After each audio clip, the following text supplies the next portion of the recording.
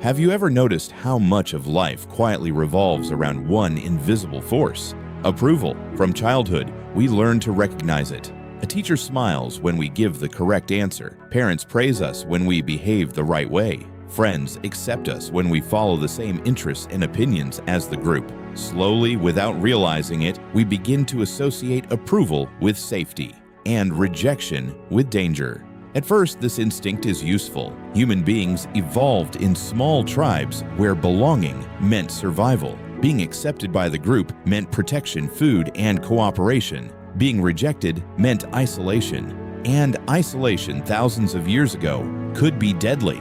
Because of this history, the human brain developed an extremely sensitive radar for social approval. We constantly scan the reactions of others, their facial expressions, their tone of voice, their subtle signals of acceptance or disapproval. Most of the time, we are not even aware that we are doing it, but it quietly shapes how we behave, what we say, what we believe, and sometimes even who we become. But there is a hidden problem with living this way. When approval becomes the guiding force behind your choices, your life slowly stops being your own. Consider a simple question: how many of your decisions were truly chosen by you?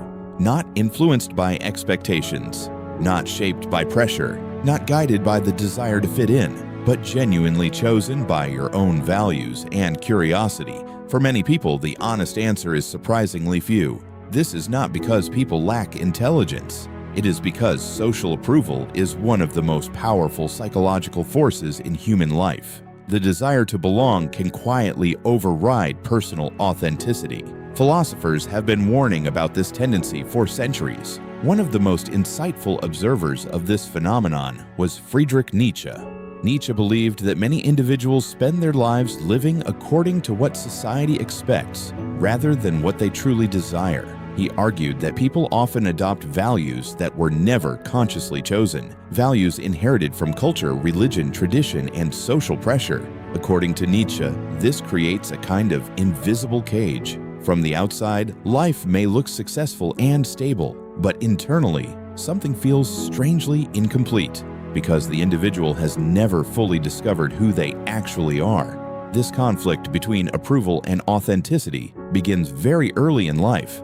As children, we quickly learn which behaviors bring praise and which bring criticism. We learn what is acceptable, what is impressive, what earns admiration from others. And because children naturally want love and belonging, they adapt themselves to match those expectations. At first, this adaptation is harmless, but over time, something subtle begins to happen. The version of ourselves that receives approval becomes the version we show to the world. Meanwhile, other parts of our personality slowly fade into the background. Interests that feel unusual, opinions that might challenge the group, dreams that seem unrealistic. All of these are quietly pushed aside in favor of the safer option: fitting in.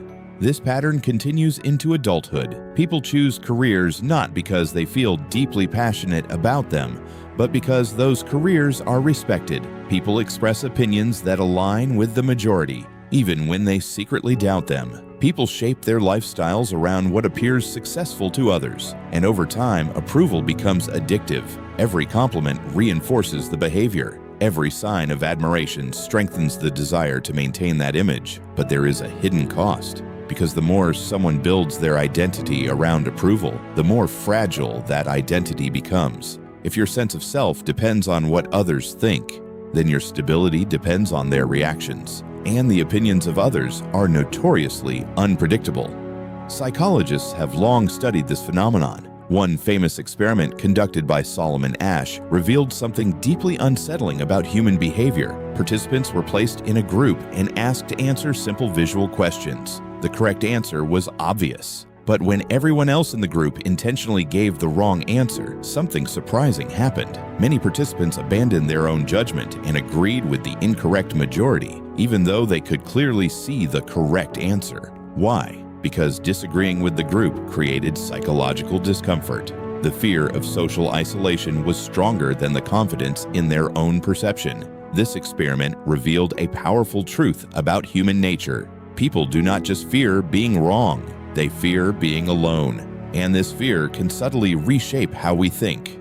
Social media has intensified this dynamic even further. Today, approval is no longer limited to the reactions of a small group. It is quantified, measured, displayed, likes, comments, shares, follower counts. Every post becomes a small performance designed to receive positive feedback. And slowly, the brain begins to associate approval with a chemical reward, dopamine, the same neurotransmitter involved in pleasure and motivation. When approval arrives, the brain rewards the behavior that produced it. When approval disappears, the brain experiences discomfort. This creates a powerful loop. People begin adjusting their thoughts, opinions, and behavior to maximize positive reactions, not necessarily to express their authentic selves, but to maintain approval. Philosophers have often warned that the pursuit of approval can quietly destroy individuality. The Danish philosopher Søren Kierkegaard believed that one of the greatest dangers in life was becoming what he called the crowd. To Kierkegaard, the crowd represented the loss of personal responsibility. When individuals hide within the collective, they stop thinking independently. They adopt opinions simply because everyone else holds them. They follow trends rather than questioning them. And the more this happens, the more society becomes uniform, safe, predictable, but also intellectually stagnant. Because progress has never come from those who simply follow the crowd. Progress comes from individuals who question it. History provides many examples of this pattern. Innovators and thinkers who challenged common beliefs were often rejected at first. Take the example of Galileo Galilei. When Galileo presented evidence that Earth revolves around the sun, his discovery directly contradicted the dominant worldview of his time. Rather than embracing the evidence, many authorities rejected it, not necessarily because they lacked intelligence, but because accepting the idea would have disrupted the social and intellectual order they depended on. Or consider Nikola Tesla. Tesla envisioned technologies decades before the world was ready to accept them. Many of his ideas were ignored or dismissed during his lifetime. Yet today, his contributions form the backbone of modern electrical systems. These examples reveal something important. New ideas rarely receive immediate approval. In fact, they often receive resistance because new ideas challenge existing beliefs, and challenging beliefs creates discomfort. So what does this mean for individuals today? It means that approval is not always a reliable guide for truth or fulfillment. If every major thinker in history had waited for universal approval before expressing their ideas, many of humanity's greatest breakthroughs would never have occurred. This realization can be both liberating and frightening. Liberating because it reminds us that disagreement does not necessarily mean you are wrong. Frightening because it means approval cannot always be trusted. Sometimes the most meaningful paths are the ones that initially receive the least validation. Breaking free from approval seeking is not easy. After all, the desire to belong is deeply rooted in human psychology, but philosophers have suggested several ways to reclaim independence of thought. The first is self-awareness, recognizing when your decisions are being shaped by external expectations rather than internal conviction. The second is intellectual courage, the willingness to hold an idea even when it is unpopular. This does not mean rejecting every social norm. It simply means refusing to abandon your judgment solely for the sake of acceptance. The third is solitude, not permanent isolation, but time spent away from constant social feedback. Solitude creates space for reflection. It allows thoughts to develop without immediate pressure from the opinions of others. Many of history's greatest thinkers relied heavily on solitude for exactly this reason, because independent thought often requires distance from collective influence.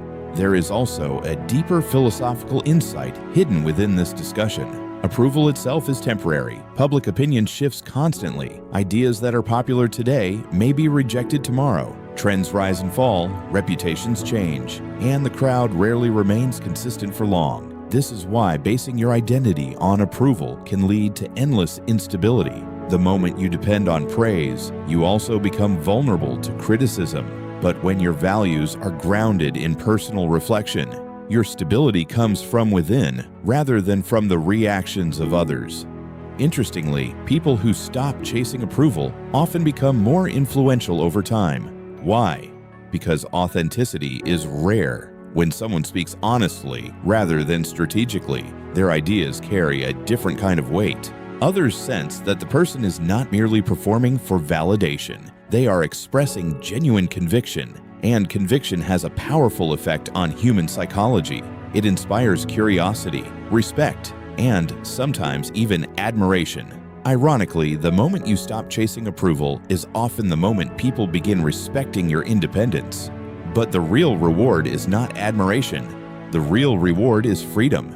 Freedom to think without constantly filtering your thoughts through the expectations of others. Freedom to explore ideas without fear of social rejection. Freedom to design a life based on curiosity rather than conformity. This kind of freedom does not guarantee comfort. In fact, it often invites criticism, but it offers something far more valuable: authenticity. And authenticity creates a sense of inner alignment that approval alone can never provide. In the end, every person faces the same quiet choice. You can live according to the expectations of the crowd, or you can take the more difficult path of thinking and deciding for yourself. The first path offers safety. The second offers independence. Neither path is completely free of challenges, but only one of them allows you to discover who you truly are, because a life guided entirely by approval may appear successful from the outside, yet feels strangely hollow on the inside. While a life guided by curiosity, reflection, and personal conviction may face resistance, but often leads to a deeper sense of meaning. And perhaps that is the real philosophical challenge of human life, not simply to be accepted by others, but to live in a way that you yourself can truly respect.